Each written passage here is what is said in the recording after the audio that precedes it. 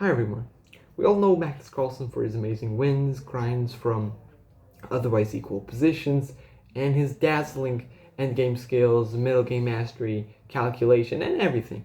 But today we're going to look at the exact opposite. We're going to look at an amazing legend of the game, a fellow legend, bringing him down to his knees with amazing, accurate play. So, his opponent, Magnus' opponent, was Levon Aronyan, perennial 2800 player, an amazing player, could have been a world champion if he perhaps dedicated himself more to the sport. But, of course, he just didn't, and he had the white pieces, Levon, and opening it with the move d4, and the game simply turns into a semi-sloth defense. So this opening is essentially trying to solidify the center on d5, but this bishop is very, very bad, and you just keep an eye on that bishop. This bishop is going to live a miserable life for the rest of the game. Now, e3 is played because in many lines you're looking to take, and play b5 to just make sure you keep the extra pawn. So Levon plays it solid, e3, now a6. So many times the idea would be to take, bishop takes, and then play b5 to try to get the bishop out this way. I mean, you really have to get creative to get this bishop out. And b3 is played now, just solidifying c4 and making sure these ideas don't work. Now bishop e4, bishop d2, knight d7, bishop d3, castles, castles. The position right now looks very, very logical. Queen e7 by Magnus, trying to just patrol this diagonal and make sure a3 doesn't ever come in to kick the bishop. Now the bishop's sort of untouchable. Now bishop to c2 by Levon. It's a bit of a dubious move. You cannot really understand it that much. But in the future, you want to get the queen on d3 hypothetically to try to create checkmating attacks, possibly. Now, the rook goes to d8 for Magnus, and you remember that move queen e7 was designed to stop a3? Well, ladies and gentlemen, I present to you pawn to a3. Amazing prep. And, I mean, you may ask, okay, bishop takes a3, what happens now? Well, the answer to that is rook takes a3. You see, the engine went down for a second, but then got back up. Because it needs more time, of course, to fathom the brilliance. Which is simply, the idea is to simply get the queen, boom, lock it up. It's like you give the candy to the kid, then you bring them into the van, close the door with c5. Of course, not that I know anything about kidnapping. I have got no experience for legal reasons. And yeah, that was just something I made for a joke. b6 now by Magnus. So I mean, overall, even if the queen managed to, for example, somehow get out, these pieces are horrendous. And that is all it takes. So, the pawn goes to b6, tries to break the structure. Now b4, very nice move.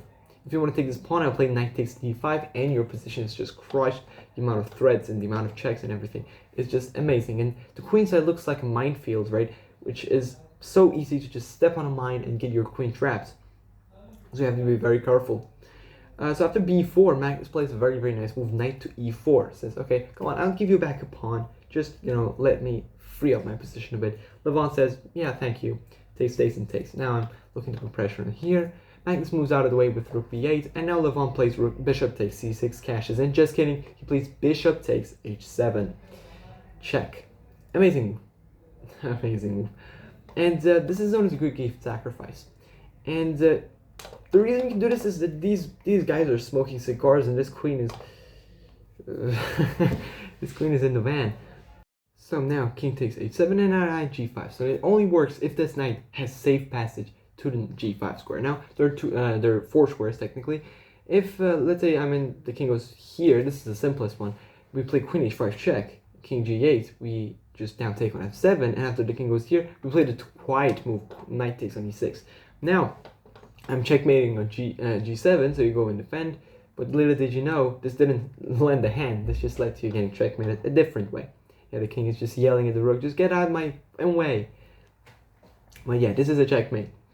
But after knight g5 check, there are also other moves. For example, you can play something like king here and just lose your rook, which is also very possible. You can also play king g6, and whenever such moves happen, these are also very tricky. You play queen to g4, setting up all sorts of discoveries against this king. And now, of course, the move pawn to f5 is the most challenging, and all of the discoveries will now be answered by pawn takes queen, so you just move out of the way. And if black tries to double down with f4, we say, okay, we just take. We just take. This king is very, very exposed. We can very simply just cook up an attack, and yeah, this queen, these pieces, And this bishop also, very, very important. That is why you can just simply sacrifice so much material and get away with it. When King G8 was played by Magnus, the best move, of course. Queen H5, and now Knight F6 just chugging the pawn on here, but defending this pawn on E6. Now Queen C7 was played. So this move, Queen C7, was foreseen by Levon when he played the move Bishop takes H7, which is crazy. I mean, you see 4 moves forward in such a variation-heavy line, and it's such a difficult thing to see, even 4 moves ahead. Really, I mean, I cannot even look 1 move ahead in such a situation. Yeah, and now the only move to essentially just defend both rooks is Bishop E7, but I mean, I still have a plot twist, Knight F7 check, and I win one of the rooks. And the thing is that I'm not losing, well, black is not losing because they have a very nice resource. Rook to C8, queen takes, and now knight D5. You cannot keep defending this knight. It is very clumsy. Queen E7, and I take the rook, and take the knight rather. And if you count the material now, I've got 1 pawn, 2 pawn, and 3 pawns for this knight. So the material is equal, when my pawns are very mobile. Pawn to E4, very nice. And now Magnus judges that rather than backing up, he has to counterattack. And those of you who are perhaps better in tactics, more sharp, would probably think Bishop G5 is a very good move. But no, you're up for a very big surprise. You say, well, I'm safe by Bishop, attack this rook. This is also hanging, so let's say they try to defend. I'll just take in here, right? What the hell is happening? There's a very big plot twist waiting for you, and that is move knight to F4. I just call the ambulance for you. And now this is checkmate. This is literally checkmate. If you want to play here, I'll go here, and if you play here, I'll go here, and if you go here, I'll go here. I'll go here, and if you go here, I just go checkmate. That's it. So you see how quickly everything can change. This is the power of the grandmasters. They can just go in some line they're absolutely losing, but they can find some way to just simply make everything complicated. So after Queen D3, Aranyan rightfully takes, and now Queen takes, and plays Queen to E7, Queen to C7. Now the rook has to stay there to guard the bishop. Now Queen G5, the only move. And here there's one move which gives white a winning advantage, +1, which is the move D6. Very logical, also just locking up everything. And in this type of positions, the moves you have to play, firstly, is to play H3, creating a loft, so you never get back rank. Checkmated, you know, like the king cannot move forward because of the pawns. And then we will go pawn hunting. We're trying to take this pawn, maybe trying to go over here, you know, that is what we're trying to do.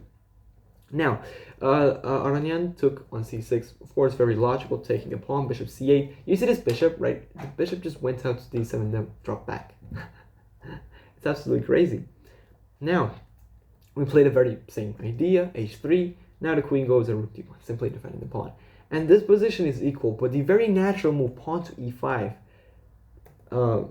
essentially just multiplies it by 9, multiplies our advantage by 9, which is amazing. Such a natural move, right? Exploiting this pin and perhaps winning a pawn. The reason is we get to attack. We're going to go rook G3. We're going to go for checkmate. Now, here pawn takes happens, and now queen goes to E7, which should open the way for our pawn. This bishop seems very bad, but it also plays a role in actually just stopping pawn from promoting. So props to the bishop. Yeah, bishop F5 is not played. So the very first time it actually gets active, it's a mistake. You should play the insane move, the literally insane move, not queen, but rook to G8. Just burying your rook and bringing your king into the line of fire. So the king has to go up and do everything himself. But no, this is still very losing, but bishop F5 is apparently even worse because we play rook G3, the very same idea we talked about a few moves ago. Now the bishop goes to G6. And I don't know what really Magnus is there to see here. Queen H4 simply wins. And here Magnus simply resigned because there are a few moves. You can play queen here and just simply hang your rook. You can also play bishop here and play rook G5, winning your bishop at the end of the line.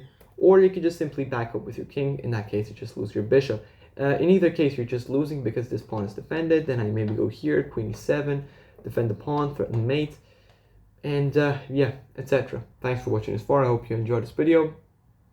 And I'd appreciate it if you like and subscribe. Take care of yourselves, and I'll see you later.